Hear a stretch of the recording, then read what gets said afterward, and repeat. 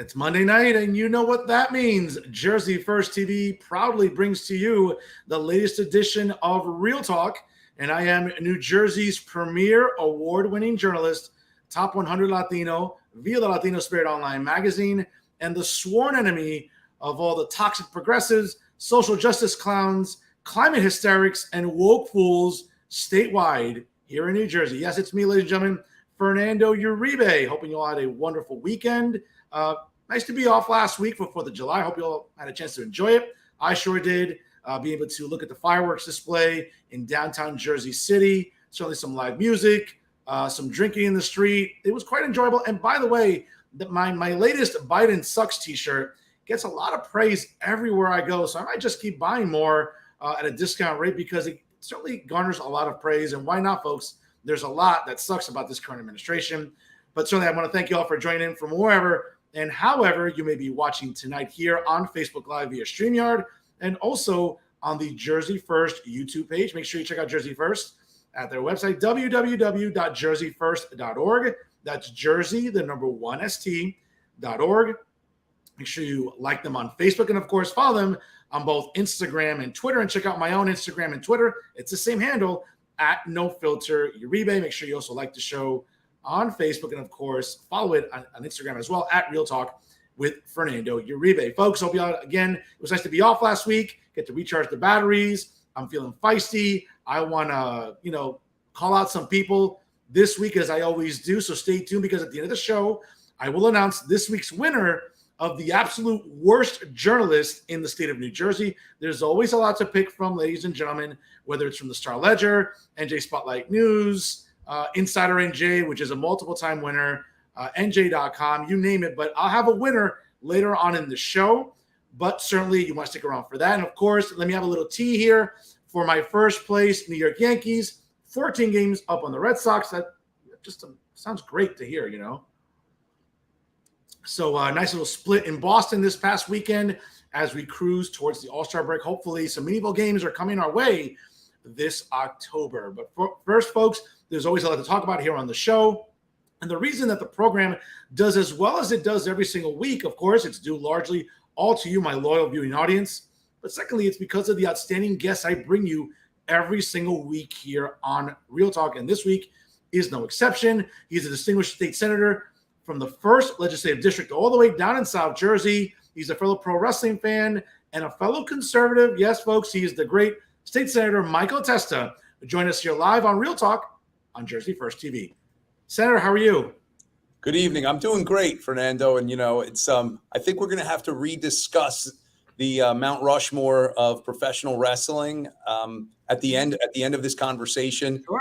I'm sure you're anticipating Ric Flair's last professional match. Oh, I don't know absolutely. If you've been it's never a last match, as we all know in the world of pro wrestling.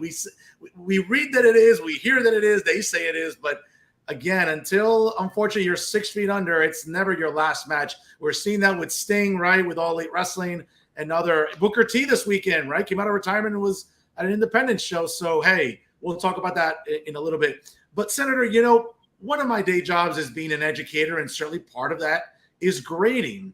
And I get to grade people for a living based on the work that they do. And I have to tell you, I know how to grade this state budget that was just passed.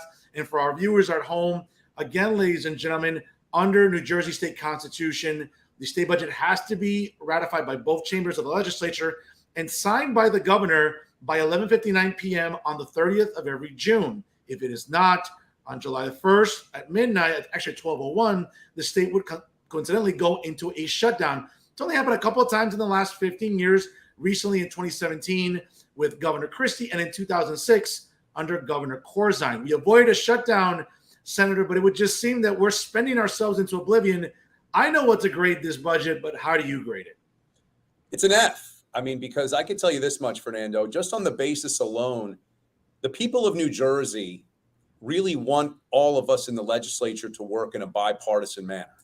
I know you're not supposed to read the comments on social media, whether it's Facebook or Twitter. I read them, and I constantly hear from some of my critics and any of the conservative members' critics, and really anybody in the Republican caucus who has critics. It says that we don't reach across the aisle enough, that we don't want to work with our Democrat legislators or the Governor Murphy himself. Well, I can tell you this much. None of us in the Republican caucus in the Senate were included in the discussions about this budget, specifically, and perhaps more importantly, the members of the Senate Budget and Appropriations Committee, on which I sit, along with our budget officer, Senator Declan O'Scanlan, our Senate Minority Leader, Steve Uribe, and obviously Senator Sam Thompson. None of us were consulted about this budget. So this was a budget that, Senator O'Scanlan pointed out that we were given about 20 minutes prior to being asked to vote on it.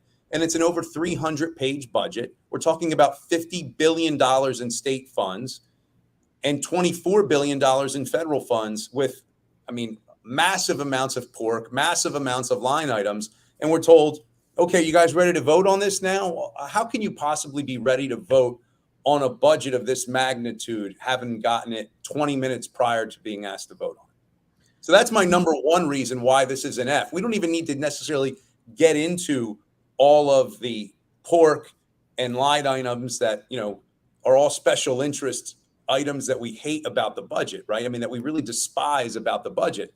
But, let's put this into perspective. Governor Christie's last budget was a little over $36 billion in state funds. Now we're at over $50 billion in state funds. That is not a sustainable track. We cannot continue down this path. And look, when I was the lead attorney in suing the governor over the attempted borrowing of $9.8 billion in 2020, and it determined that they only needed $4.6 billion, which, oh, by the way, we didn't need at all. It showed back then that this administration are not proper stewards of our money.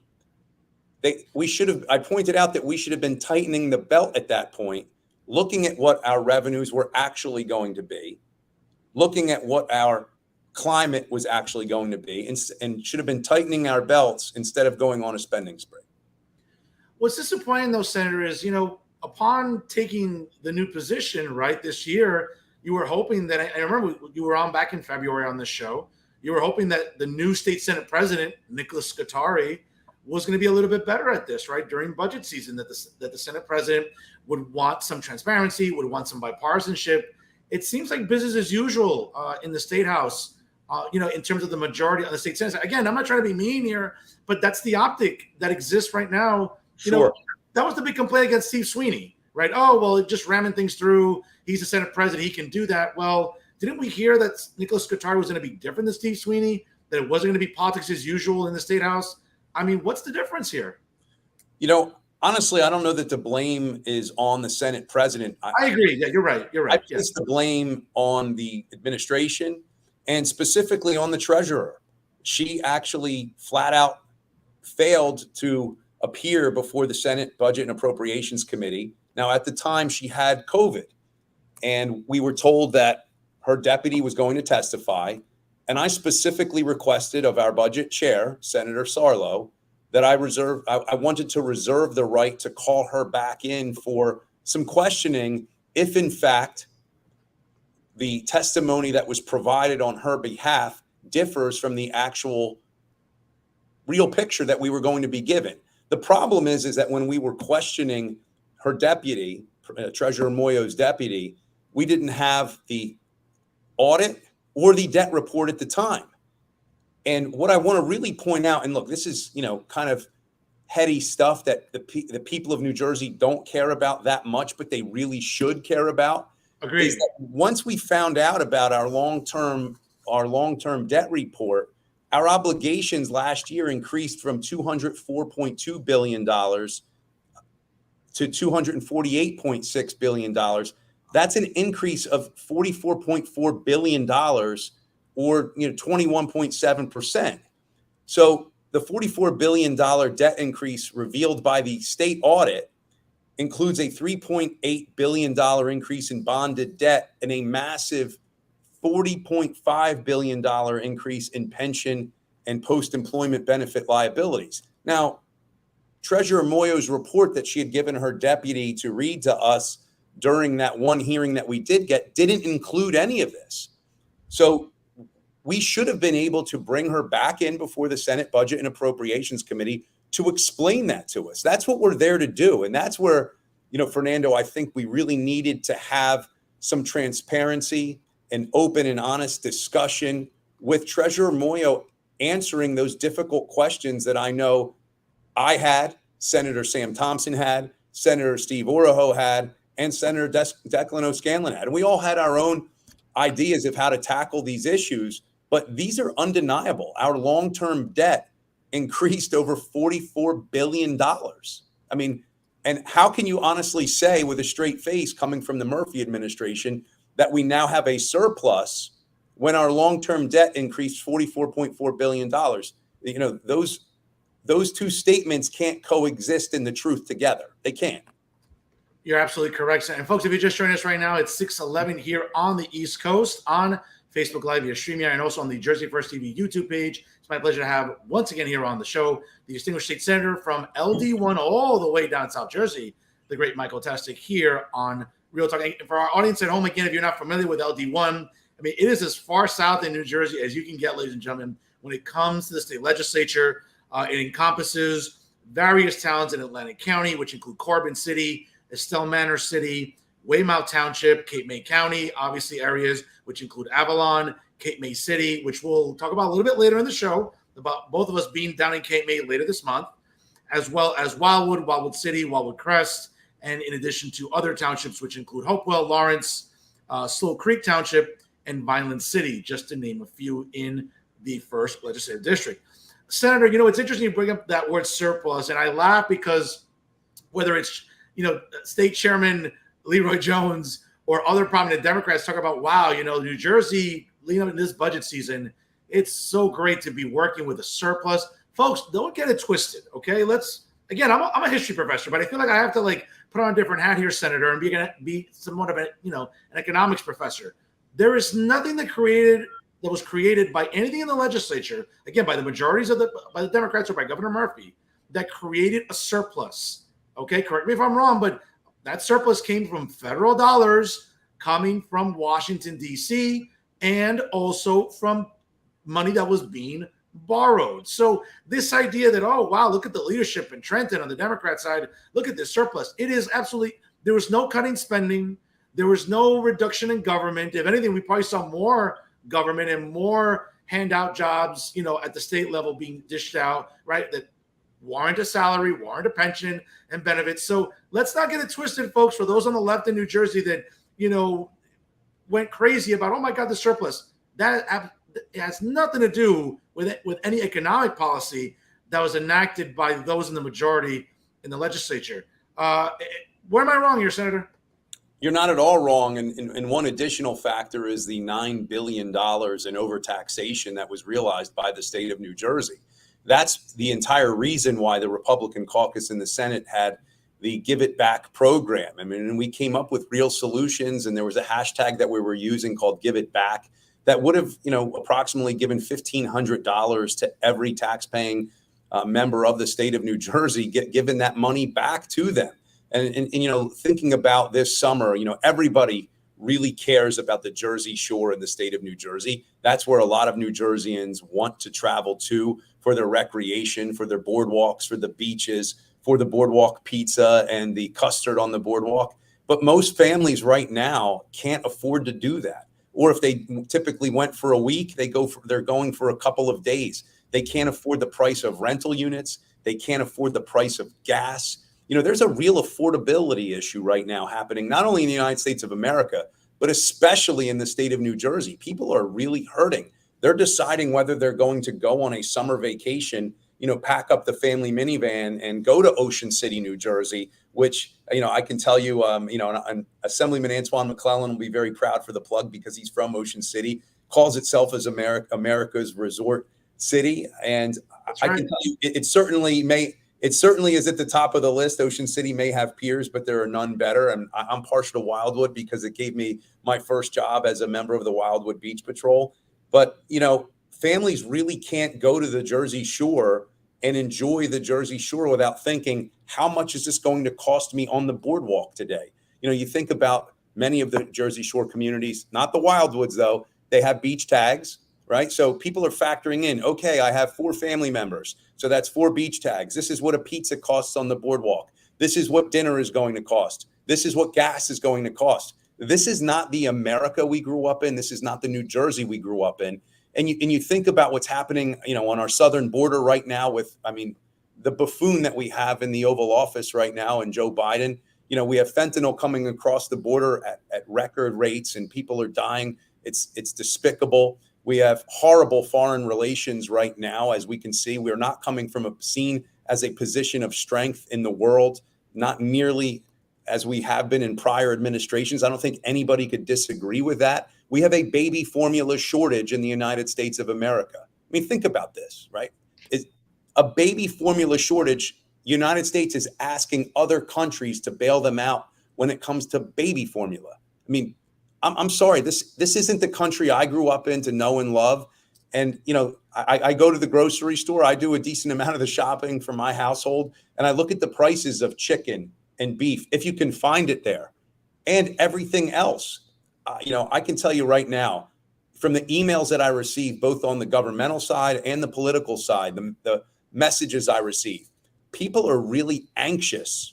They're suffering from anxiety about the safety of our cities, their personal protection, and where they are going to be financially right now. They are stressed to an all-time high that I don't believe that we've ever seen in our lifetimes, Fernando.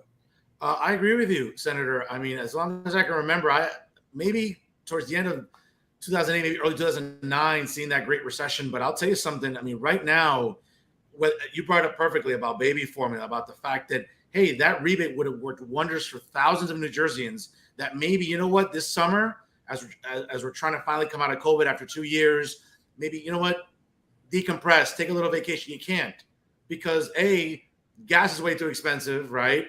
It's funny how the White House press secretary says, well, the president doesn't control gas prices, but then goes on the next day to say, well, this is what the president's looking to do to alleviate. Well, honey, make a decision. What is it? It's one or the other. So it's sort of statements are incongruent, as I like to say, Fernando. Those statements it seems like it's typical, or the fact that, and again, let me not sort of, get fickle here, but whether it's the national media or here in New Jersey, and take your pick, there's plenty of atrocious journalists, which I'll get to later in the show, Senator. But for 8 years of George W. Bush and even 4 years of Donald Trump, didn't we hear the liberal media talk about, wow, these 2 men are not competent to be in office. These 2 men are cognitively declining before our eyes.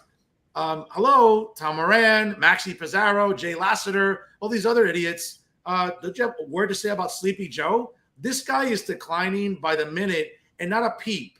But it's funny when those on the left want to put some up on a pedestal and will carry buckets of, not even buckets of water. We're talking about gallons of water here, Senator.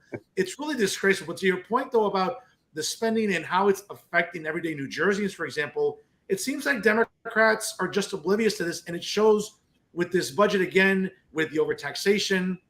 And I think more so the fact of little pet projects, right?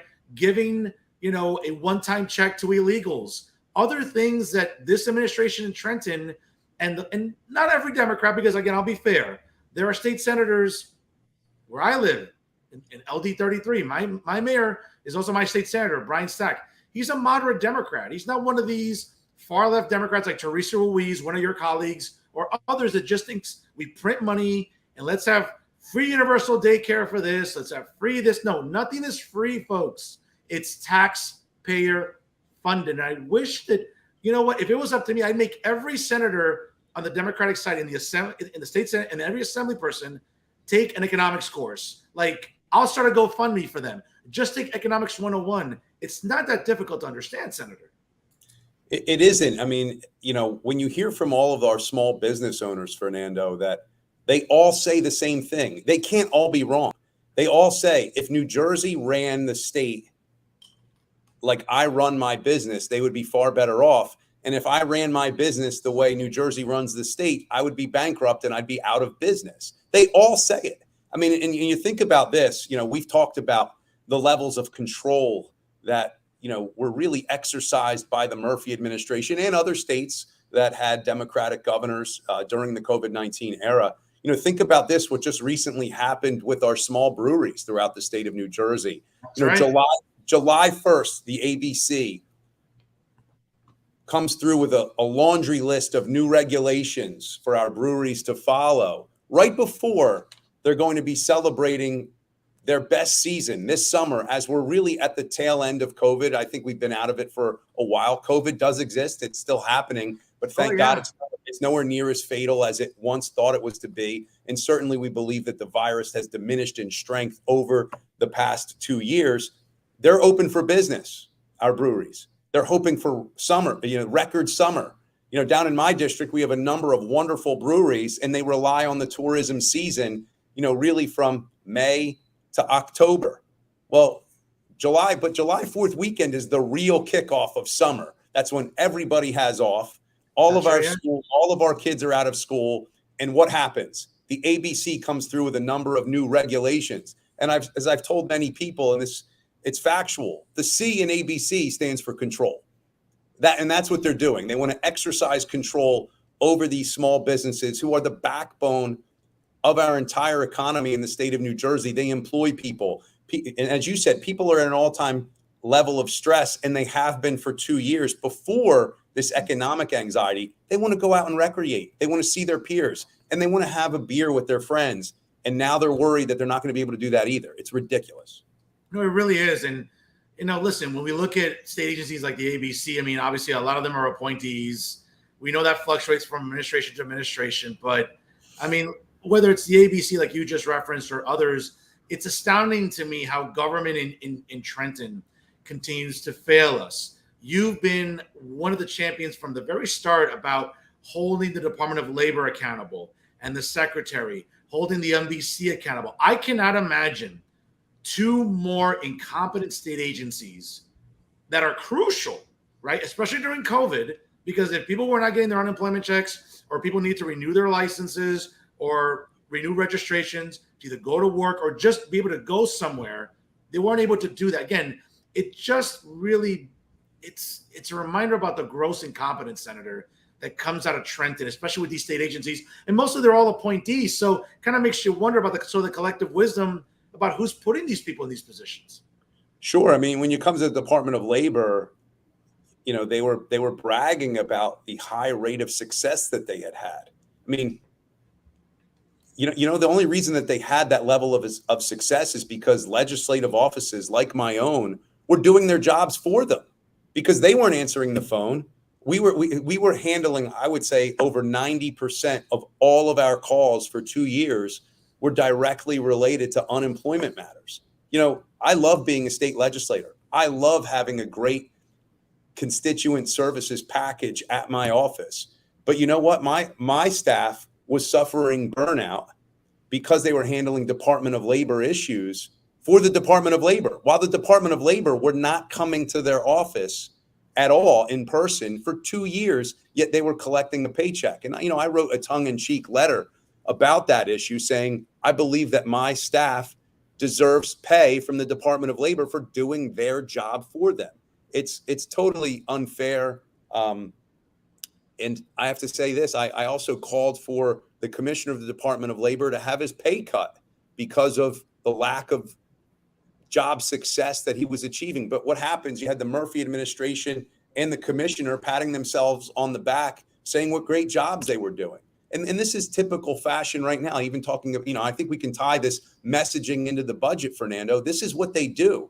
We have this quote unquote surplus. So they're patting each other on the back about what a great job they did, while the taxpayers of the state of New Jersey are home wringing their hands, wondering whether they're going to be able to take their kids to the beach this next weekend.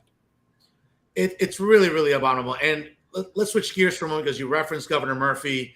I've really enjoyed these new commercials that the governor's been putting out.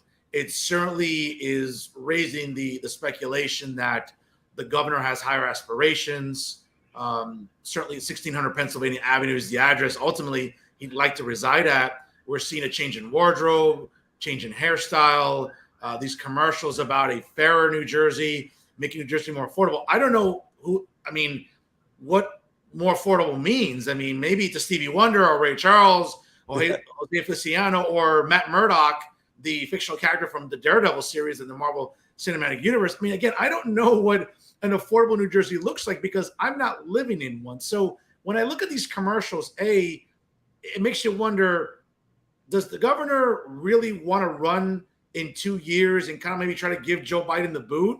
Or is he going to sort of wait his turn and wait until he's out of office and run in 2028? I don't know. It just seems like these commercials and this pack is leading to something else, Senator. I mean, is that fair to say? I think it's very fair, and all signs point to the fact that I believe even most Democrats behind closed doors will admit that President Biden is not doing well cognitively. And I've said this before. I'm not, I can't take credit for coming up with it, but putting President Biden out there in front of the public, where he's even misreading teleprompters now. He's like basically like putting Ron Burgundy out there. I was about to say, it was like the director saying, "Damn it, Burgundy will read every single thing on that teleprompter." It was crazy. Yeah, I mean, it's embarrassing, and I think it really amounts to elder abuse. I think that it's the first lady wants to be the first lady so badly that she'll put her husband, President Biden, through anything. I actually have some pity for him because I believe he's so incompetent, and I think he's suffering from major cognitive issues. And I think that most Democrats around the United States would agree with that. So that's why you're seeing, individuals like Governor Murphy seeing themselves at 1600 Pennsylvania Avenue. The problem is this. I've said this before about the Democratic playbook. I think it's right out of the Saul Alinsky Rules for Radicals. Calling New Jersey stronger and fairer at this point is pretty laughable. I've said it time in, time out, that New Jersey is not stronger and fairer. It is weaker and poorer. There is no doubt in my mind, if you ask every single New Jerseyan the age-old Ronald Reagan question that he asked America in 1980, are you better off today than you were 4 years ago? And the answer is absolutely not, whether we're talking about 1600 Pennsylvania Avenue or we're talking about Drumthwacket. There is no way New Jerseyans can honestly say with a straight face that they are better off today than they were in 2017. They can't say that.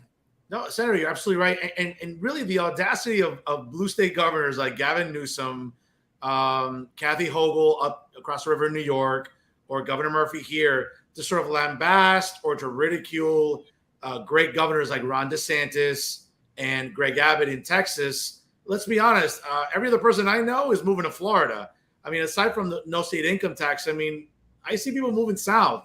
And it's funny to me when those on the left talk about, well, New Jersey is just fair, like you mentioned, fair or stronger. Okay, but guess what? Sooner or later, they move down south. And then this is how myopic people on the left are. They'll move south into the Carolinas, into Georgia, into Florida, and then they have the nerve to say, well, I'm going to get involved in local government or local activism and want to change that state blue or change that city blue. I'm like, wait a minute. You're moving to a red state because it's more affordable, it's better governed and better run and better legislated. But somehow you think, well, it's crappy here. Let me go down south where it's better, but let me make it as crappy as the state that I just left.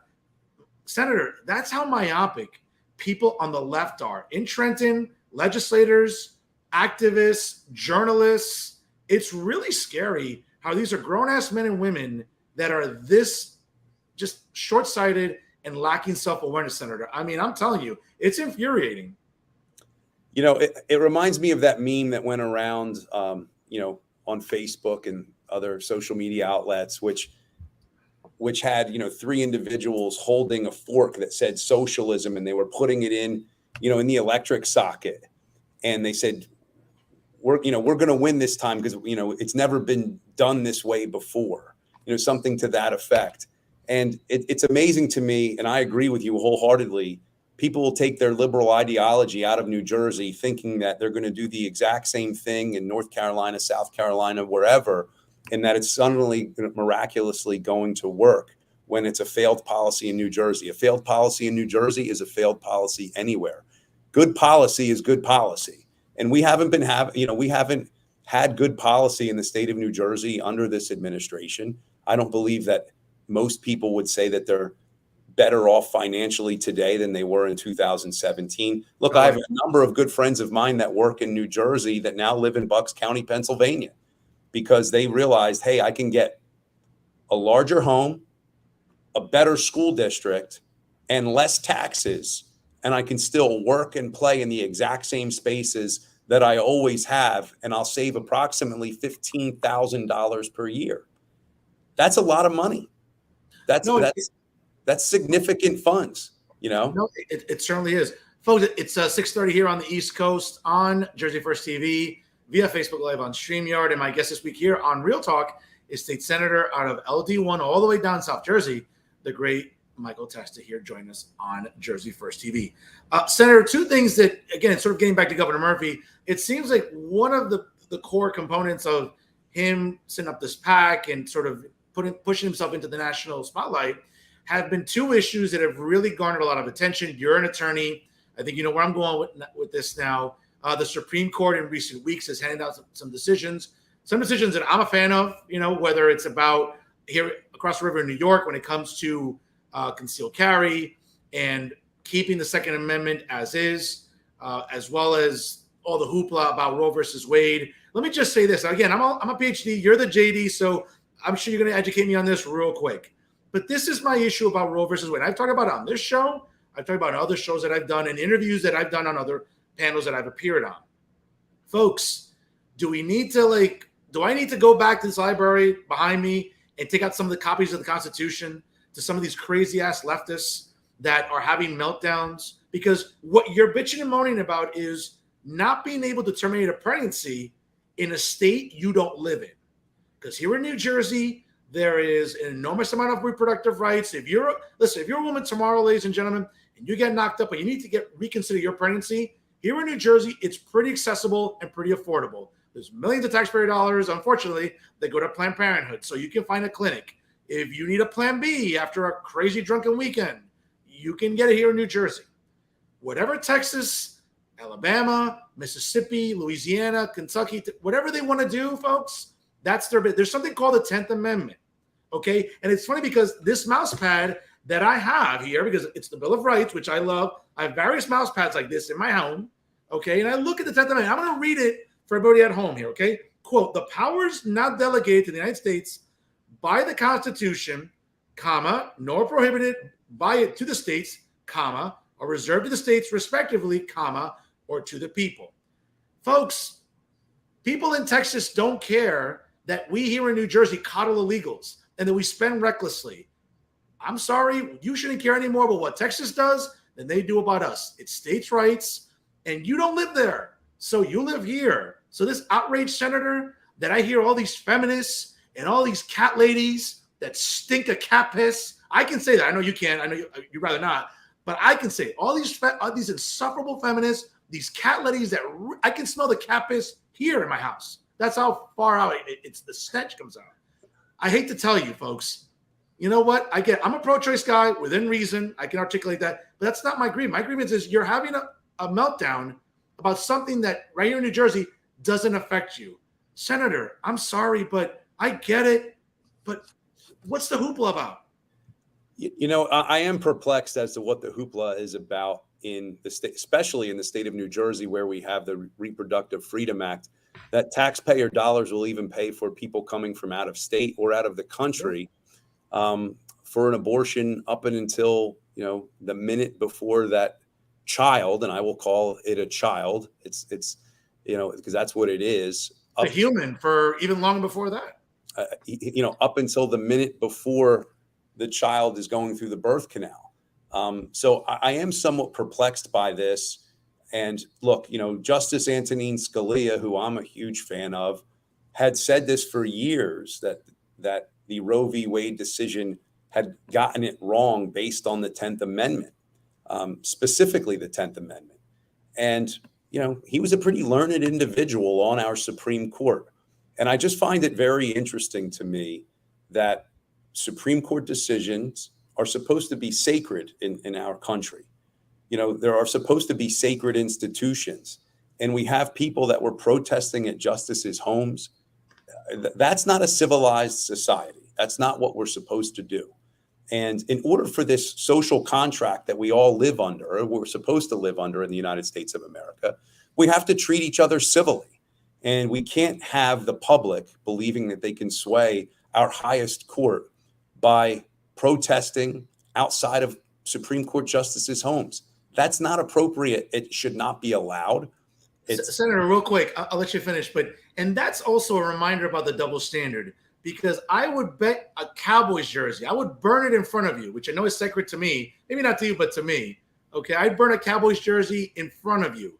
If it was a liberal justice that got threatened the way Brett Kavanaugh did, you would have every clown in the national media. And here in New Jersey, you'd have clowns like Alan Steinberg, Max Pizarro, Jay Lasseter, David Cruz, having a meltdown about, oh, this is ridiculous. It's how blatant they wear their bias on their sleeves here in New Jersey and nationally. Because we all know if it was, Justice Sotomayor or Justice Kagan, it would be wall-to-wall coverage. Oh my God, this is inhumane.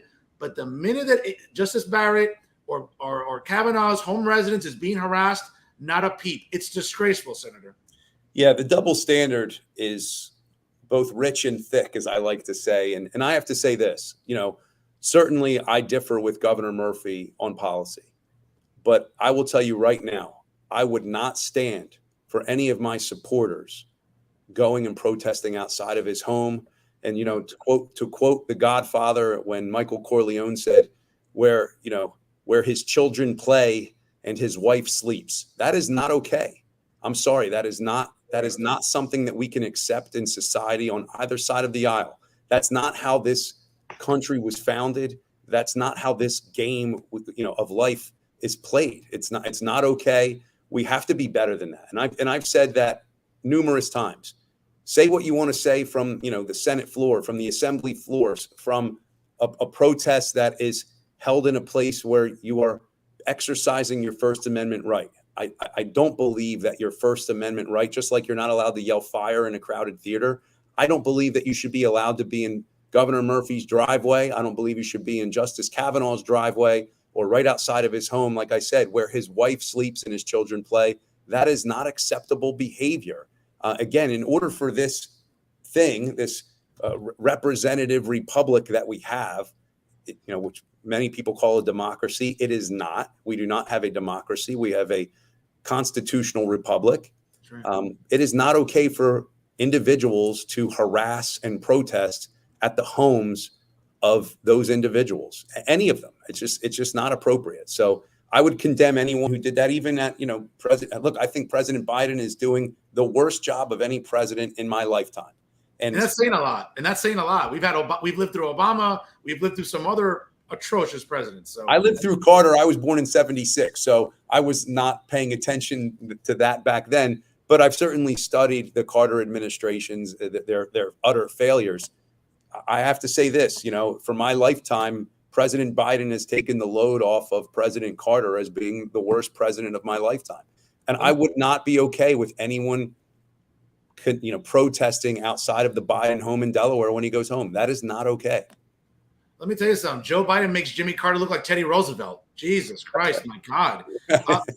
Senator, let's switch gears here. 2022, it's an election year. Midterm elections coming up in less than 5 months. Up here where I live in North Jersey, CD8, as blue as Windex. Okay, folks. Next door, Rob Menendez Jr. will succeed Albio Ceres and win that seat in November. Next door in Bergen County, Josh Gottheimer, sure win, I'm sure, to win re-election there. A little west of him, Donald Payne, also as well, in addition to Bill Pascrell. But when he gets into a little bit, northwestern, central, South Jersey, in this economy, with gas still being just suffocating, motorists across the country, supply chain issues, all this woke nonsense that this administration subscribes to, it seems like there are some vulnerable Democrats in northwestern Jersey, central and south. Not to put you on the spot, but what race are you really keeping an eye on as realistically one that could flip red? Look, I think Senator Tom Kean Jr. is going to be called Congressman Kean. I truly believe that. I hope so.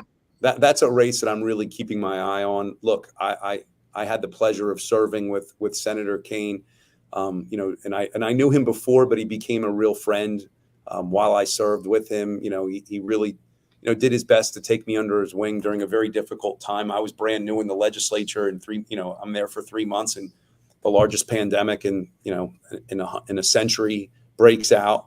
So I could tell you that was a very difficult time for anybody in the leadership position. I think he deserves to be the congressman. He certainly is a stark contrast to who is there now. Who, I'm going to be like Voldemort. I won't name him. I won't even give him the decency to name who his opponent is, because I think we are going to see Congressman Kane. I have to tell you, I'm really focused on Bob Healy's race. I think that's a race that can be won in that district. I think it's very difficult, but the wind is at every single Republican's back at this point in time. But those are the two pickup seats. Obviously, I'm a county chair in Cumberland County, so I'm watching Congressman Van Drew's race. I've had the opportunity to work against him in the past when he was on the opposite side of the aisle, and I much rather work with him now that he's on our side of the aisle. And he's has stood up and to the nonsense of the Nancy Pelosi's of the world. He voted against impeachment. He's really shown himself to be a man of character and honor, and a true Republican, which is great. And I think very similar to President Ronald Reagan, he didn't leave the Democratic Party. The Democrat Party left him, and now we have him on our side. And I think he's going to win handily. I do. I think his opponent is another one of these individuals that has never been involved before and decides, oh, I'm going to run for the House of Representatives, which is something I think you and I have spoken about in the past. I really don't like when you see someone who's never knocked on 10 doors in their life or any other campaign other than their own come out and decide, they're going to run for some of the highest offices in the land. They just don't have any institutional knowledge whatsoever or any ideas of how this game is really played. I'm with you, Senator. Absolutely. Later this month, you and I will be speaking, conversely, at the Brexit Summit all the way down in Cape May. I kind of wonder why it's so far south. I mean, for you, it's a hop, skip, and a jump. For me, it's a good 2.5 hour drive, I think, on a good day. But certainly Brexit, like Lexit, have been these sort of political action committees that have surfaced in recent years where disenchanted Black voters and Hispanic voters are mobilizing to sort of expose the fact that the Democratic Party and the ROI, the return on investment, has been poor for Blacks and mostly Hispanics in recent memory. Listen, and this is a reality. And I'm going to give a little bit of a spoiler what my speech is going to be about, but we all know what Democrats in Trenton and nationally do wrong. We know this. It's not, you don't even have to go on Google. If you're a homeowner and a taxpayer, you know point blank what they do wrong. It's about articulating a better message and having better messengers than the other side. Now, again, this might bother some people that sort of play identity politics, but the reality is, Senator, that New Jersey, like a lot of the country, isn't getting whiter. It's not even getting blacker. It's getting browner. So people like me, people with my last names, my parents' last names, people that look like my parents to some extent, are going to become the majority probably in the next decade or so, if not maybe less. So Democrats have done a really good job at mobilizing with this message. Well, Republicans are racist. Republicans are sexist. Like, they live on this, blankist. Oh, let me just throw this blankist card, blank phobe card. And you know what? I can just make it stick. I think a lot of people, especially Hispanic Senator, are coming around to the fact that Democrats, especially all the woke Democrats and leftists in New Jersey and nationally, subscribe to this ridiculous notion about whether it's Latinx, whether it's wokeism, whether it's nonsense. When was that term even invented? Right? Well, Latinx. And what bothers me is like, when I read it for the first time. No, what bothers me is white woke people are trying to tell me and my parents how to identify. It's insulting. But notwithstanding that, but I think that a conference like the Brexit coming up in South Jersey on the 30th, where you and I are going to talk at, I think is crucial to really get disenchanted Hispanics and Black voters and even independents on during this election cycle, because again, every election cycle, it's independents that win races. It's that voting block, because Democrats have a majority here. They have an advantage here. There's no question. But independents make or break elections. And I think that when you and I, very diverse backgrounds, two professionals, two very accomplished people in our own ranks, in our own professions, we have to be able to cultivate a message that, yes, we know what Democrats do are wrong. We don't have to tell you what's wrong. You know it. It's about cultivating a better message than the other side, Senator. I think people like you and I and everybody else on the panel are going to do that.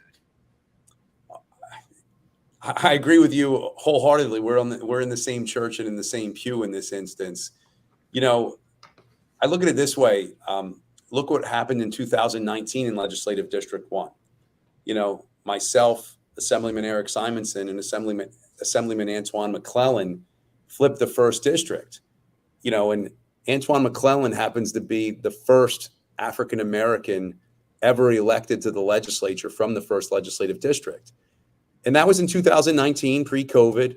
You know, if he had a D next to his name instead of an R, he would have been on Good Morning America, Oprah's couch. But Antoine McClellan did not fit the narrative that there is such a thing as a Black Republican who's elected to higher office. You know, I have to tell you that the hypocrisy is very real. He was not covered nearly the way he should have been covered by the media because, again, he did not fit the narrative. You know, you hit the nail on the head. The Republican Party has to show that the party is one of a big tent and that people who are, like you said, Lexit, you know, who are Latino and Latina have a space in the Republican tent. People who are Black have a space in the Republican tent. And look, you know, some candidates, I will say in the past, have done a very poor job of being able to go into those neighborhoods and actually introducing themselves. Look, I'm from Cumberland County. This is, you know, I'm blessed to live in Cumberland County. I love it here. I'm born and raised here. It just came out in a Philly Voice article last week that Cumberland County is the most diverse county in the state of New Jersey. Now we have, you know, not a very high population, but, you know, you've seen my food post, Fernando. I go into every single type of restaurant, whether it's a bodega, whether it's a soul food place. Guess what? I go into those places and they know who I am and they know me by name, many of which, guess what, I've grown up with, or I grew up with their kids that I went to public school with. So they know me, you know, and look, they don't agree with all of my policy. There's no doubt about it. And I hear it, but we cannot continue to ignore large segments of the population and expect to win elections. You know, and again, you pointed out many individuals in every community, whether it's the Black community, the Latino community, their value systems are much more aligned with the Republican Party, but they have multi-generations of a bad habit of voting for Democrats from the top of the ticket all the way down ballot, which has been dangerous. And I think, look, you know, someone that really got me woke on this issue was Charles Barkley. You know, Charles Barkley had that quote that I know you know what I'm about ready to say. And he said, you know, poor Black people have been voting for Democrats for over 50 years and they're still poor and Black. Yeah, that's right. Right. I mean, you know, Charles Barkley said that. And it really woke me up to some of the issues. But thank God there are people like him, like you, like me, who are unafraid to state the facts, because we're not making stuff up. We're stating the facts. Whereas the Democrat Party's message has relied on fear. It has made people afraid to vote for Republicans. But, you know, think about this. So many individuals in the Latin community, in the Black community, are business owners who are trying to get to the next level, right? Who are trying to succeed. And once they start to realize that, hey, guess what? These policies are not only affecting my bottom line in my business, but they're affecting my ability to go up the social rungs of the ladder. They're ready to come over and say, wait a minute, you know, I can't believe how much I pay in taxes. For what? And we have a governor who had the audacity, Fernando, who had the absolute audacity to say to New Jerseyans that if taxes are your issue, then New Jersey is not your state.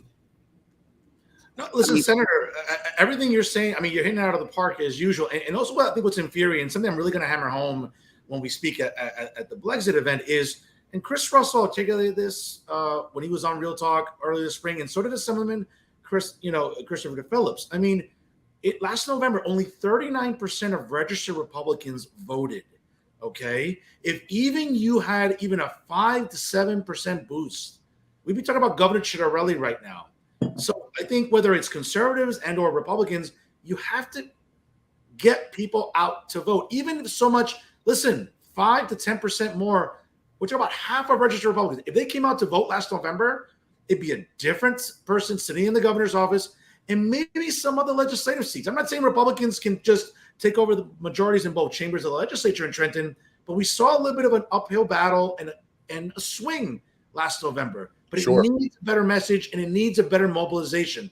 I was in Hackensack yesterday at a New Jersey Republican National Hispanic Assembly meeting or event. So, Fernando, you met one of my commissioners, Tony Romero. Yes, I did. Yes. He was a great guy there. And listen, cheers to State Chairman Bob Hugan. He's got a lot of work to do because, again, I don't want to pick on Bob per se, but this is where an election like this, especially in the midterms, and next year in 23 for the legislature, Republicans got to get their act together because they can win some seats and shave into that lead that Democrats have in the state Senate and the state Assembly. But it's not about throwing events and say, yeah, Democrats are bad. They're reckless with spending. They're woke. They believe in all these far left things. We know that. Newsflash, water, wet, like Eagles, won Super Bowl. You know what I'm saying? Like, these are things we know, Senator, okay? But it's a better message that has to go out. You're absolutely right about messaging. I mean, so you sort of stole what my message of my Brexit speech is going to be, that elections have consequences. Yeah. And this, so many people I think are downtrodden, and you see the comments, whether it's on Facebook or Twitter, it's, meet the new boss, same as the old boss. It doesn't matter who you vote for. They're only all concerned with lining their own pockets, which is completely untrue. You meet someone like a Tony Romero, right? Who's now my county commissioner. I tell his story. He came from Cuba. He and many others from his school were traded. They were literally traded for an airplane full of Benadryl. That's how he got to the United States of America. And he epitomizes the American dream. Now, many people were telling me because, look, he does have a thick accent. You really want to run him as a county chair? And I said, I know Tony very well. He's highly intelligent. He represents the American dream. He came through the English as a second language program at Vineland High School, where I graduated from. He owns his own business, and he's highly successful at his business. He's exactly the type of person that the Republican Party should be running. And I say this all the time, and I think you and I are saying the same thing, maybe in a different way, and I've said this all about what elections really are, that you don't beat vanilla with French vanilla, you beat it with chocolate. An election is like a 9th grade English paper. You have to compare and contrast. And you said we have all of these reasons why voting for Democrats are bad. But we also have to provide all of the reasons why voting for a Republican is good, whoever that is. And, and this is what bothers me a little bit about some of the Republicans that are self-identifying Republicans that we find online that will bash someone like Jack in last election. And, it's Ronald Reagan's 80% rule. Someone who you agree with 80% of the time is your ally, is your friend, not your enemy. And, hopefully maybe we can pull that person that we agree with 80% of the time a little more to that 90% range. But we're never going to pull someone like a Governor Phil Murphy into the 50% range. So, 750,000 Republicans stayed home on election day last November. And if 11% of those 750,000 had voted as Republicans should have, we have a different governor. That's right. It's a startling statistic. And again, it's something I'm sure you're going to cover and I'll cover as well when we speak at Brexit later this month. Real quick, Senator, before I let you go, I know maybe our audience isn't aware, but you are a devoted pro wrestling fan like yours truly. And I'm starting to feel a little old now because later this month, for the first time ever, in July, actually the same day as Brexit, it's the 34th edition of SummerSlam. Wow, I'm feeling old now, right? First time SummerSlam's in July. It's always in late August. But the fact is, we're dedicated pro wrestling fans. And, every time it comes a big pay-per-view or now it's a premium live event, right, on Peacock via NBC, Universal, we always talk about the Mount Rushmores. And it's hard to do that because I feel we almost have to sort of break it into categories, like the Mount Rushmore of best gate, best gimmick, best workers, best talkers, whatever. Again, I think that this is where we have to break it down. Best jobber, probably, yeah.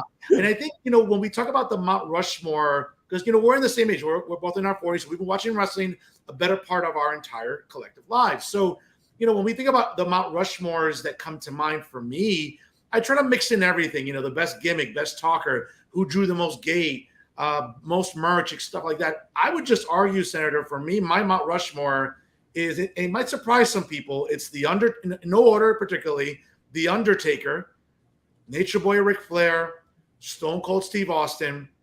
And my fourth one, and again, this is because of longevity. That's another variable I put into the conversation. It's Chris Jericho. May not be a popular Mount Rushmore, but when you think about gate, you think about longevity.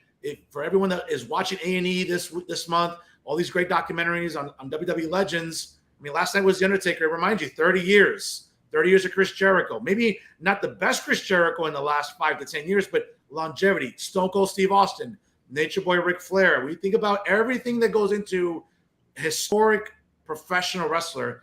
That's my Mount Rushmore, Senator. Do you like it or do you disagree? I like it a lot. I mean, it's very hard to argue with The Undertaker. I mean, he probably had the best gimmick, I would say, of all time. Yeah. The dead man. And I thought that was really cool gimmick. And I have to say, I mean, you could tell if you know anything about pro wrestling, he was a really good worker. And everybody that you ever hear an interview from says he was tremendous to work with and was really someone who took other wrestlers under his wing, which is pretty cool. Look, and Hulk Hogan is an icon. So to me, it's hard to leave him off the Mount Rushmore because, Fair. I think he was a terrible wrestler. I mean, but I have to say he was the face of the WWF when I was growing up. So I have to have him on my Mount Rushmore, even though I was probably more of an NWA fan from the ages of like 10. Same here, yeah, same here. Yeah. So, I mean, Ric Flair has to be there. I happen to love the golden age. And with the Nature Boy being my favorite wrestler of all time, I mean, that's full disclosure. I think he had the best drip. I think he probably cut the best promos always. Of all time. But, The Rock and Chris Jericho were up there as well. But I'm going to go Hulk Hogan, the Nature Boy Ric Flair. This one is the changed one in my Mount Rushmore because I believe I had Andre the Giant the last time we were on. But just, look, he just was a big dude who, it was amazing to look at because of how much larger he was than everybody. But I'm taking him off my Mount Rushmore, and that might be sacrilege to some. But I have to go Macho Man Randy Savage. I mean, I've been watching some YouTube clips of his promos, and the cream always rises to the top, and Absolutely, yeah. Uh-huh. It's tremendous. And then I have to go with the Stinger. Okay. His longevity and what he was able to do, and he really changed gimmicks, and he went to the Crow version of Sting. So there's my Mount Rushmore right there for now. Today as it stands, I tend to watch a lot of the old promos on YouTube and stuff like that when I have 10 minutes to watch. I'm not the biggest fan of the modern WWE. I'm not. I just, it just doesn't really strike a real chord with me. I'll watch it if it's on, but it's not something that I really, grew up on. But I will tell you that golden era was just tremendous for me. And, my when I was 12 years old, my knucklehead friends and I would jump off of things onto each other, imitating our favorite wrestler. Yeah. It's amazing that we don't have any more scars than we already do from that. It's a surprise we don't have permanent injuries that we're still sort of enduring. But Senator, again, and you mentioned Sting, you mentioned the Nature Boy. I mean, I'm a diehard fan like yourself. It just worries me when guys that are up in their 60s, even 70s, like Ric Flair, even Booker T, who's almost approaching 60, like they still feel the need to get into the ring. And it's just, I'm terrified one day of just watching a botch or just a misstep, and it could all end right there. And it's going to make you wonder, why are these guys putting themselves through this? But it's an addiction. It's just this, you love the spotlight, you love the money, you love the fame, and it's hard to let that go. It's almost like those actors or sometimes athletes, pick your sport, that have trouble letting go. I feel like professional wrestling embodies that more than anything because it's a form of entertainment where it's addictive, man. You walk into a building, there's tens of thousands screaming your name or going to shows dressed in your gimmick. I don't know. Again, I don't know what that sort of fame is like. I'll never know that fame, but I'm just hoping someone like Ric Flair, who's having his match this weekend, and Sting, who still goes out there every week on All Elite Wrestling, and others, just don't do something to endanger their lives. That's the last thing we need to see in a professional wrestling ring, Senator. Agreed. I mean, look, the movie The Wrestler exists, I think, as a cautionary tale. The trouble with Ric Flair, I've watched the 30 for 30 on him. And again, he was my favorite when I was 10 years old, 11 years old. I don't think that that's a gimmick for him anymore. I think it's who he is. I think he's his life. Yeah. He's too deep into the method acting of all of this, of what he does as a professional wrestler. I just don't think he can get out of character because he is the character. I remember, the movie Tropic Thunder when he was stuck in his character. I think that's where Ric Flair really has been probably for the better part of the last 25 years. That's who he is. He even has to be that guy when he's out having dinner. He's the nature boy Ric Flair. He's not Ric Flair. So it's unfortunate, but guess what? We watch it because we love it, and I just pray that he does not get hurt. And I don't want him to be a cautionary tale, and I hope he's able to hang up the boots for once and for all, and maybe wear the robe in the commentator's box, and that's it. Because look, it's obviously such a big part of his life that professional wrestling's become a part of his daughter's life. Absolutely. And it might come to a point where his daughter eclipses the amount of world titles that the Flair family will have. So we'll see. Senator, before I let you go, I want to thank you. You're always a gentleman to come on.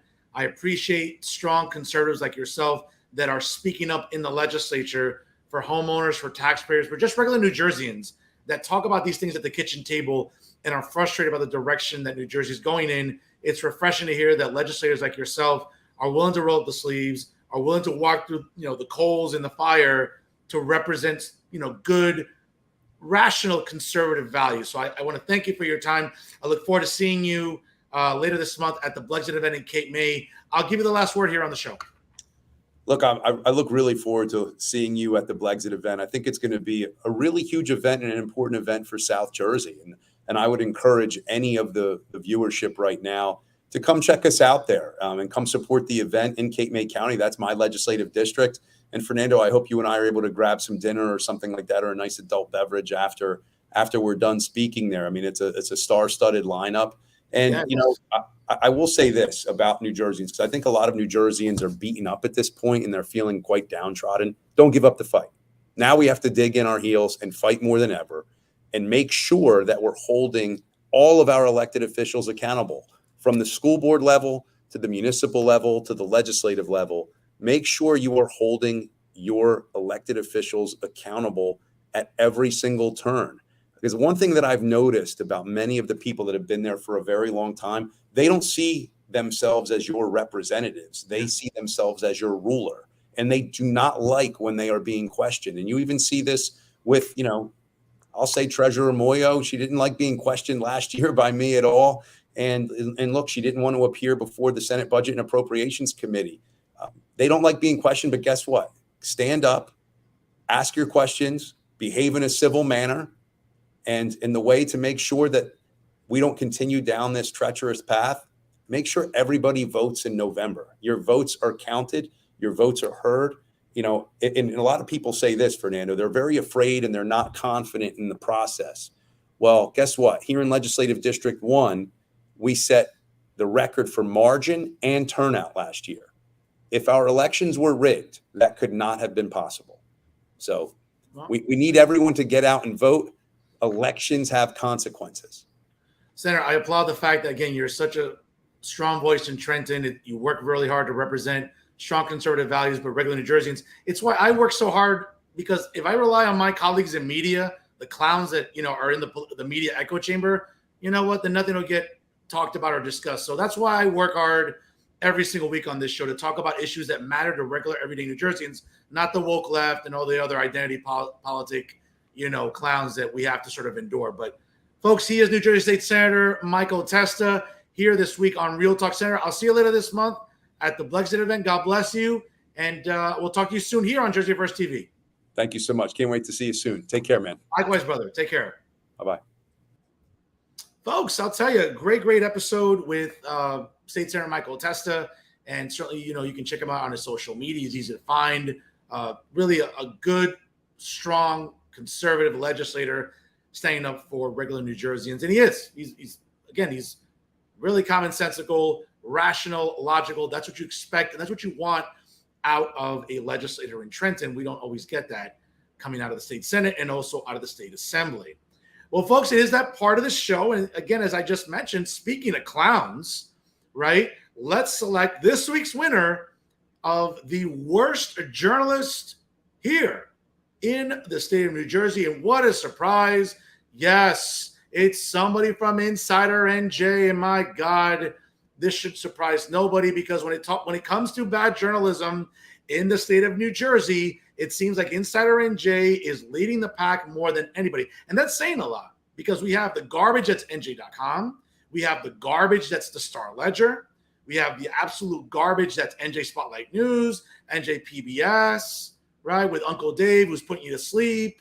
You got Tommy Moran, Tommy Boy, who's perpetually lying and just being his typical virtue signaling self with the Star Ledger, right? But of course, when we talk about bad journalism and people that, let's be honest, wear their bias on their sleeves, and let's be very fair, they're no longer journalists.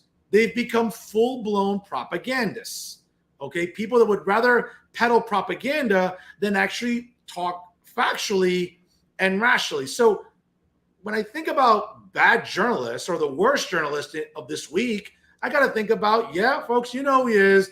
Yes, he's Sleepy Al, Alan Steinberg, who, for whatever reason, again, and listen, if you want to check out his posts and his articles, you can do that.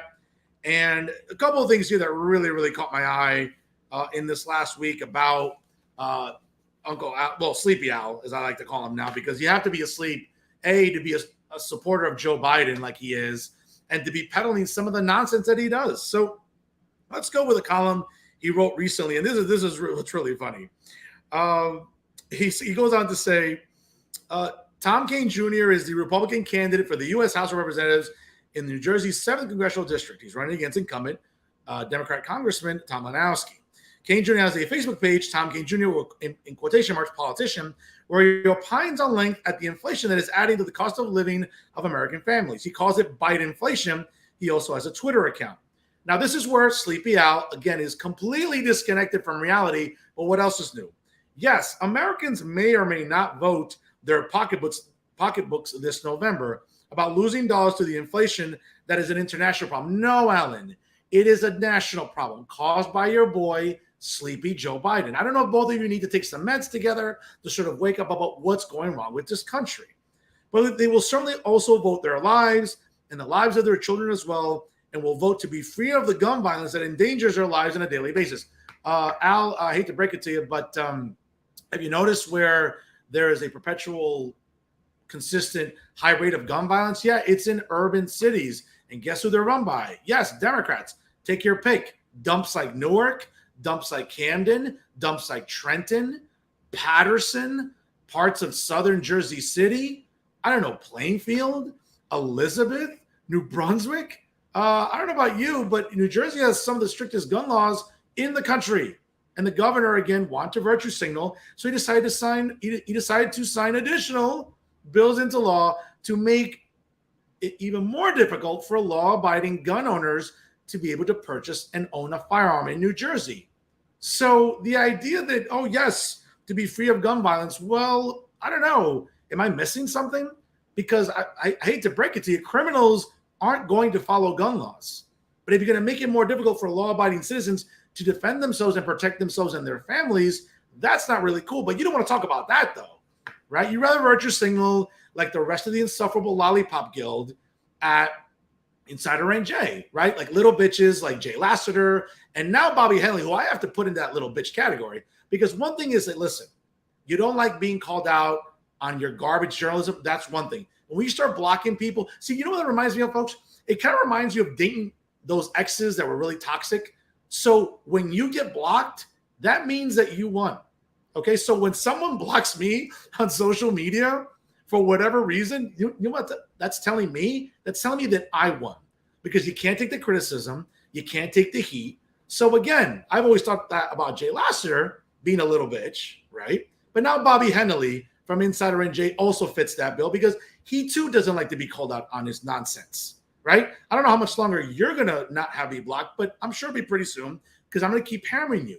You keep being this reckless, you keep being this much of a propagandist, I'm going to call you out, right? I mean, folks, how myopic is it for Sleepy Al to say Americans may or may not vote their pocketbooks? Well, Al, listen, not everybody has the luxury like you do to have multiple pensions, because you worked for the Meadowlands Commission, you worked for the EPA, right? And you worked in different government agencies. If I remember correctly, you also worked in the SBA, the Small Business Administration. So somewhere along the line, I mean, you're living pretty comfortably because you have multiple pensions, I have to conclude.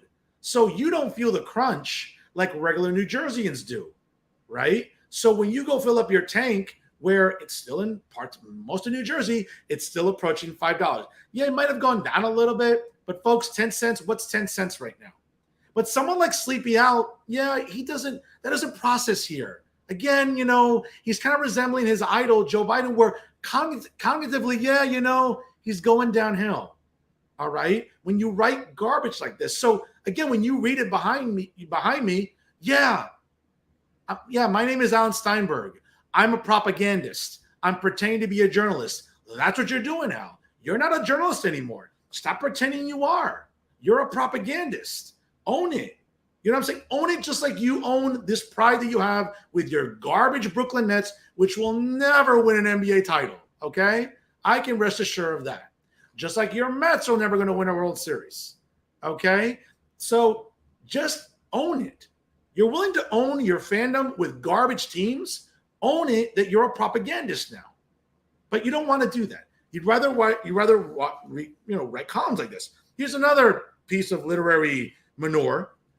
As you talk about Cassidy Hutchinson, who, let's be honest, folks, she's become the political Amber Heard. If you follow the Johnny Depp trial, you know how much of a joke Amber Heard became. Well, that's what Cassidy Hutchinson became.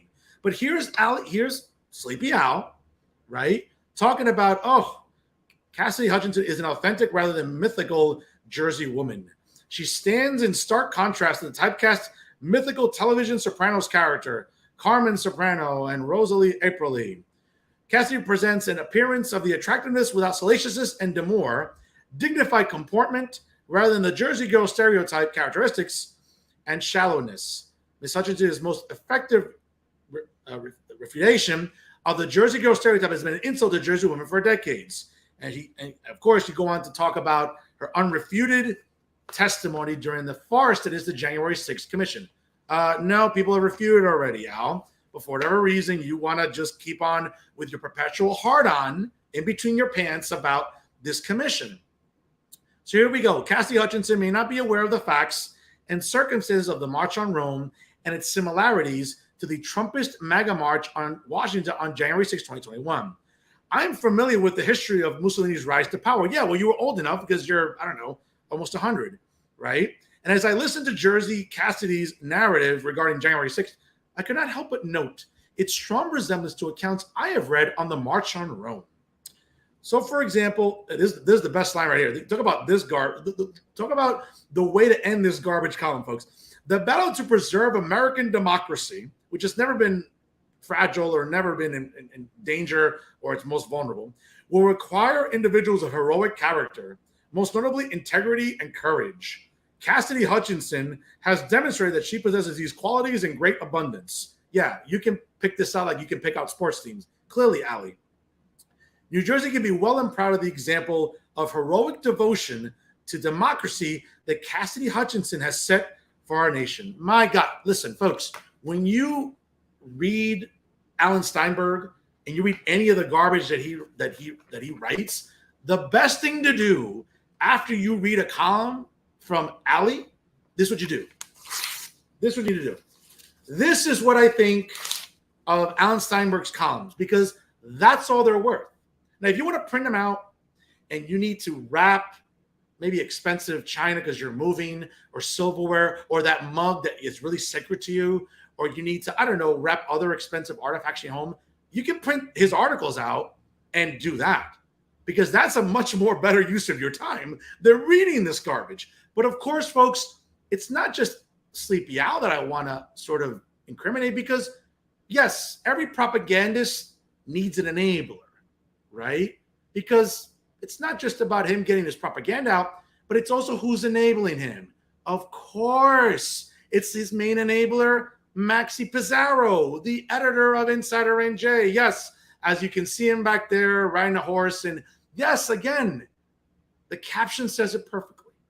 I love to enable propagandists, which is what he does by publishing articles by Alan Steinberg, the resident virtue signaler. Well, one of many, right? Because you have little bitchy Jay Lassiter, you have little bitchy Bobby Hennelly, and now you have Sleepy Al. Okay? And it's funny because Maxi loves to enable propagandists. Pretty much like the way he loves horses, as you can tell back there, or as much as horses love him. I'll be honest with you, I don't know who's riding who. I don't know if today's the day for Maxi to ride the horse, or if tomorrow the horse rides Maxi. I don't know. Maybe it's a Monday, Wednesday, Friday thing, and then it's a Tuesday, Thursday, and then Saturday and Sunday is I don't know, they swap with each other. I don't know. I don't really care. That's your business, Max, if that's what you like to do or have done to you. But Max, you need to do better by telling Al not to publish garbage columns like this. Because it's not always about traffic. And I get it. We're in a results-oriented business. It's about clicks. It's about views. It's about reads. I get all that. But when you look at columns like this from Ali Steinberg, from Maxi Pizarro, from Bobby Hennelly, from little bitchy Jay Lassiter, okay, they don't even try to hide their bias, folks. Okay, they wear their bias on their sleeves. They've essentially become the New York Times of New Jersey.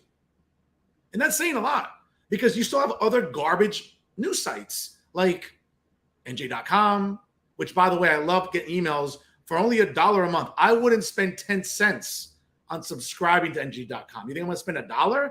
I'd rather spend $1 on buying a shooter of Bacardi rum and putting it into a Diet Coke as I walk during a street fair this summer. Okay? Or reading the Star Ledger. Okay? Or looking at NJ Spotlight News with some just awful journalism we see there. Okay? Max, you need to do better, because you're enabling propagandists like the Lollipop Guild, Little JJ, Bobby, Sleepy Al. You need to do a better job as editor. Now, again, you might get reads, you might get, traffic and views. That's great. Are you getting New Jersey Globe traffic? Of course not, because you're never going to be the New Jersey Globe, because you don't break anything. I mean, you can barely break an omelet. Eggs to make an omelet. You think you're going to break news? Of course not. That's not what Insider NJ is about. Okay? It's either publishing virtue signaling columns and wearing their bias on their sleeves. But again, for someone like Maxi Pizarro, that takes too much work to engage in critical thinking, right? He's making a nice income, sitting on his ass at home, right? Doing interviews by phone and then publishing the transcript, because we all know that if Maxi Pizarro has to do an interview on camera, live or recorded, it is going to be the most boring, sleep-inducing type of interview you'll ever see, okay? And interviews that get, I don't know, maybe a few dozen views. If he's lucky, he gets maybe 100 views for how the atrocious interviews that Maxi Pizarro does. If you believe me, check it out. Look it up on Insider NJ's YouTube page. And then check out my views here on StreamYard on Facebook Live, where it's in the thousands. But again, let me talk about that on a different day. Max, you need to do better. You need to do better with what you're doing by publishing a lot of the garbage that you're putting out there and then enabling propagandists like Ali Steinberg. But then you know what? But then it's not even so much you, because you're part of the problem.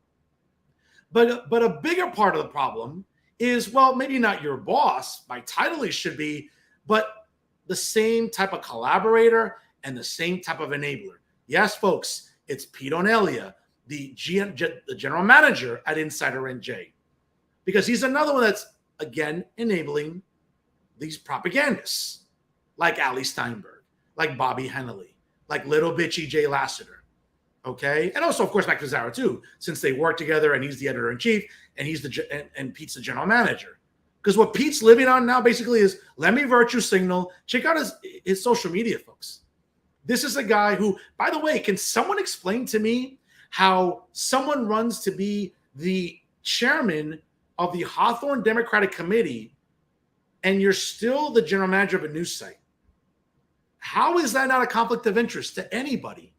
Anybody with a brain can see through this nonsense. Okay? But again, what Peter, and mind you, I used to consider Peter Nelly a friend. I can't be friends with someone I don't respect. So let me just put that out there. Okay? But when you live to virtue signaling like you do, whether it's all these insufferable events during Pride Month, again, believe me, I am the happiest person in the world. It's July because these last 30 days in June dragged like a bad summer romance. Okay? Whether it's virtue signaling about Pride Month or, I don't know, enabling all these feminists and cat ladies that stink of capists with all these reproductive rights rallies because, yes, reproductive rights are under attack in New Jersey. Jesus Christ, you can get an abortion tomorrow if you wanted. Okay, after a weekend of binge drinking during single girl summer, because that's what happens in New Jersey, a Plan B is readily available on Monday. But you'd rather go and virtue signal with these rallies and these protests and these marches and collect crazy amount of dollars from advertisers, because when you look at all these power lists from Insider NJ, you see all of this advertising. Yeah, Pete, I get it. You're good at your job. You make Insider NJ money.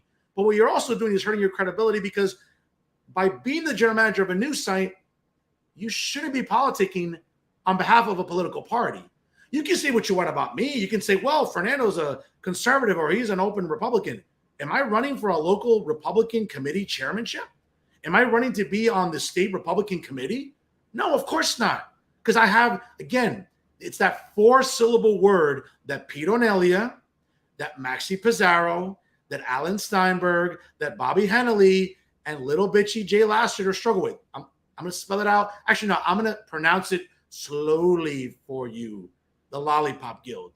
That 4-syllable word, integrity. I know you struggle with it, right? Whether it's Pete, Max, Jay, or Bobby. And this is the problem. There's no self-awareness at Insider NJ because you continue to publish these articles, you continue to enable propagandists, and at some point, it's why a lot of people think of, yeah, listen, you bring in money, Pete, you're great at it.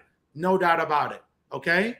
Getting paid at Insider NJ might be a different story because I remember all the times I had to sort of scratch and claw just to get a check from you or the Graham family. But that's a discussion for a different day, okay? Whether it's you or Max, you're enabling propagandists like Alan Steinberg with this January 6th nonsense, with this fixation on fascism. Al, as if you ever lived under a fascist regime, my man. You never did. Okay? You're an old man collecting multiple pensions, probably living comfortably. What do you know about struggle? You don't. But yet you want to lecture people about what's the most imminent danger in New Jersey. It doesn't work that way, Al. You're being very myopic. But what else is new? And what else is new with Insider NJ continuing to put out really bad journalism? And at times, it's garbage journalism. You should know better, guys. You're grown-ass men. Alan, you're almost 100 years old. Maxie, you're like almost 70. You look 70, I think. You know? You got Jay Lassiter in his mid to late 60s. You got Bobby Hennelly in his 90s. I mean, the only young person there is Pete. Jesus, at least I'm thinking maybe Pete cognitively can maybe think for the rest of you. You guys need to do better. You're doing a bad job, and you're doing a disservice to New Jerseyans every single day by peddling the garbage that you do. Do better, guys. You're grown-ass men. Start acting like it. I'm tired of being the only adult in the room. You can learn something from Fernando Uribe, but then again, that will require you, once again, to put some thought into it. You know, as we all know, if you read Insider NJ and most of their columns, there's really no thought in them at all. Oh, and by the way, just in case, just a little dedication to Alan Steinberg and Bobby and Jay and Max. Yeah, you know what? I, too, remember January 6th. I remember what gasoline looked like on that day in January 6th, 2021. That's what matters this year when we talk about January 6th, not the garbage that you keep peddling at Insider NJ.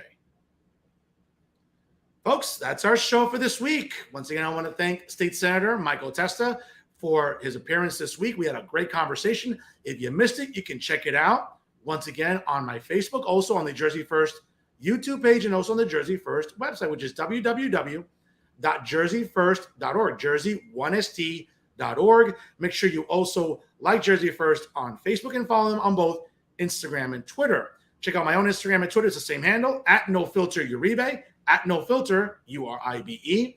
Make sure you like Real Talk on Facebook. And also check out my own Facebook. I'm the handsome guy with the Joe Biden sucks t-shirt. You can't miss me, folks. I'm very photogenic. Trust me. When you type in Fernando, it should come up right away because it's just that compelling of a presentation. But again, folks, make sure you like me on Facebook. And also, ladies and gentlemen, make sure you like Jersey First TV on Facebook as well. And always remember, ladies and gentlemen, if it's unbiased, unfiltered, and unafraid, it's always Real Talk right here with Jersey First TV. I am New Jersey's premier award-winning journalist, top 100 Latino via Latino Spirit Online magazine, and the sworn enemy of all the toxic progressives, climate hysterics, social justice clowns, the alphabet army, all the pronoun people, and of course, all the woke fools here in the Garden State. It's me, Fernando Uribe, saying so long, and as always, thank you so much for